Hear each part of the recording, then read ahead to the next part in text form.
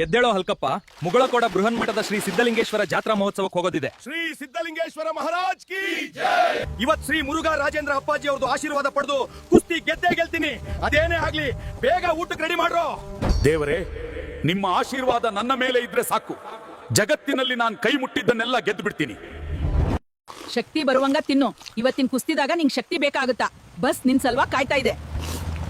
ಶ್ರೀ ಸಿದ್ಧಲಿಂಗೇಶ್ವರ ಮಹಾರಾಜ್ ಕಿ, ಶ್ರೀ ಯಲ್ಲಾಲಿಂಗ ಮಹಾರಾಜ್ ಕಿ, ಶ್ರೀ ಸಿದ್ದರಾಮೇಶ್ವರ ಮಹಾರಾಜ್ ಕಿ, ಶ್ರೀ ಮುರುಘಾ ರಾಜೇಂದ್ರ ಮಹಾರಾಜ್ ಕಿ. ಸೃಷ್ಟಿಸಾರಂ ವಿಧಿ ವಿಧಿ ಲಿಖಿತಂ ಮೋಕ್ಷದಕ್ಷಂ ಸುಭಿಕ್ಷಂ.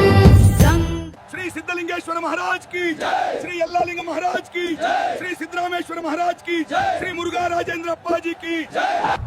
ಹಲ್ಕಪ್ಪನ ಕತಿ ಅಧೋಗತಿ.